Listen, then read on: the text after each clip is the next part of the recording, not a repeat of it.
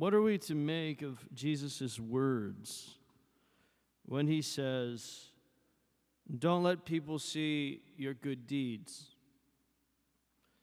Does that mean that we shouldn't go help at a soup kitchen? Does it mean that we shouldn't be polite to one another and show respect to everyone we meet, even maybe especially people who are unlike us? What does he mean? Your righteous deeds, don't do good deeds. And what does he also mean with this giving of alms, right? I hardly know a single charitable institution that, somebody's going to know that you gave. And does that mean that you shouldn't give like that at all? Maybe you just give a little here and there in a quiet way. Or what do you think he means when he says, when you pray, go close your door? Pray to the Father in secret. Does he mean that we're hypocrites because we're gathered in church together, praying with each other?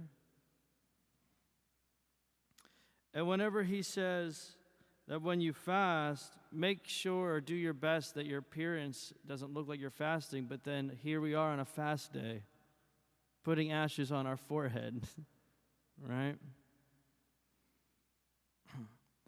This scripture is most often used for people who don't really like faith being lived out in public. They say, see, your faith should only be private. That faith is a private matter. And that it's something only between you and God. And they'll use these scriptures to say, because my faith is between me and God, I don't need to go to church. It's fine if you want to go, but I don't need to go to church, and etc. You know the arguments. That's not what Jesus is saying at all. He's not saying that there's private versus public, right? What he's saying is that religion that's pleasing to God goes to the heart, and it comes from the heart. And so you could do the good deeds and the fasting and the almsgiving and the praying, and you could only do that in public, but it doesn't really mean much to you in private. And that's what a hypocrite is. Whenever you put on one face for everybody to see, but then deep down, the good deeds that you do or the praying that you did in public, that it doesn't really mean anything. So what Jesus is trying to say is that we should live faith from the inside out, not the outside in. Sometimes we have to start with the outside in. That's the best way to teach children, as a matter of fact. And sometimes we need to put our bodies in the right space so that our hearts can be affected, right? Sometimes we just have to get our body to church, and then our heart will follow. But Jesus is always calling us to a deeper kind of life, a deeper kind of conversion, where we're living the faith from the inside out. That means our hearts are totally transformed. And Jesus says things like this: where your treasure is, there your heart will be. So if your treasure is in the reward from other people who affirm you for being a good person, or they think you're a good person, well, that's where your treasure is, right? That's what you want, and your heart's going to be with that, and you're just going to do for what other people think. But if your treasure is in heaven, and if your treasure is Jesus, then your heart, even now in some ways, is going to be in heaven. And your heart, for certain, is going to be on Jesus. And so we want to get our heart right. So this is what Lent's about. Lent's a season where we're all committing together, and hopefully we're committing from the heart. Not just in the externals, but sometimes the externals help us to get to the heart, like children. Sometimes we're like children in the faith. A lot of people spend their whole life with a children's faith, and you can get to heaven that way. And that's the goal. But Jesus is inviting us to a deeper kind of conversion. The other saying that is like this in the scripture is that a good tree cannot bear bad fruit, and a bad tree cannot bear good fruit. And so what does this mean for us? Well, it would be silly for us to go up to a tree and you take an apple maybe and you eat it, and it's a crabapple tree and it's just bitter and nasty. You throw it away, and then you go up next week, and then you go back next with the same expectation of, oh, I'm going to enjoy this fruit, but you're not going to because it's a crabapple tree.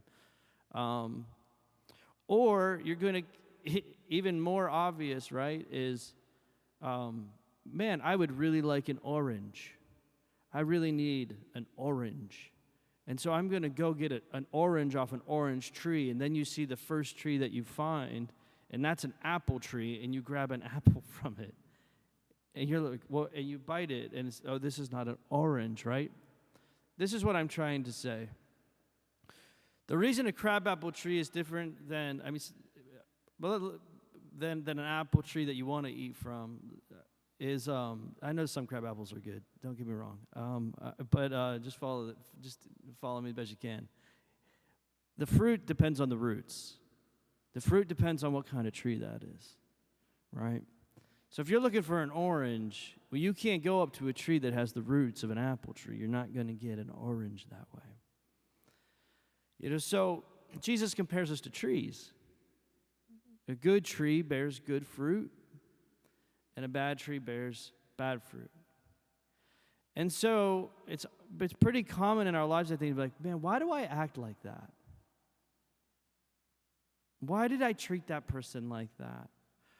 St. Paul says it this way, like, why do I do the things I don't want to do and I don't do the things I do want to do? In other words, the Christian life is a real struggle to constantly pursuing what's better. And, but the truth is you can't just change the appearance, right? You're never going to just, if you have the roots of one thing, you're not going to bear the fruit of the other thing. And so if the roots, that is, if your spiritual life, the roots of your spiritual life in your heart are diseased, then you're not going to bear good fruit. Maybe some roots are great and some are diseased. Or maybe some are just totally toxic, some are great, and some have like a little cold, right? The church gives us Lent to take some time to dig around that tree, to fertilize it, and even maybe to like try to allow the master gardener, who is God, to take out the bad roots. That can be pretty invasive sometimes. Sometimes that can even hurt. And we all know also when you fertilize a tree, you're putting manure on it, and that can kind of smell bad. And so this is the idea of our penances. This is the idea of increasing our attendance at church. This is our idea of doing less entertainment on the TV or the computer and more time of prayer with God. This is the idea of doing more good deeds, the idea of doing more fasting, the idea of doing more almsgiving, is that these things are the ways that we can start to get to make the tree healthy at the root. And our work there doesn't actually change the tree, but it opens us up to God's grace, like the spring rains, and then that rain, that grace of God, that's going to be the thing that can heal us at the root. So let's make that our prayer today on Ash Wednesday when we put ashes on our head, that we can invite the Lord to heal our spiritual life, whatever kind of healing we all need. St. James says, if you say you're without sin, you're a liar, right? So we don't have to go in that direction. We can say, there's stuff, Lord, that the Lord's not done with me yet.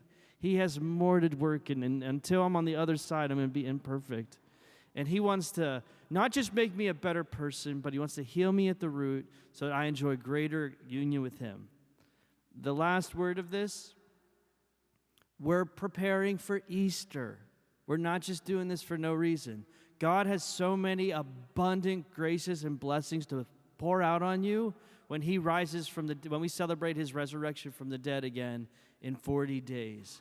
So it's just like if you want to have a good marathon time, you have to put the work in. And so if you want to receive everything that the Lord has for you, all those graces, all that healing, all the real deep stuff of the spiritual life, Well, it begins today. It begins Ash Wednesday. It continues all those Fridays of fasting. It begins with the increase in prayer. Be encouraged. This is a great time for us to experience a newness in our lives. And I really believe that that's the Lord's plan for each and every one of us.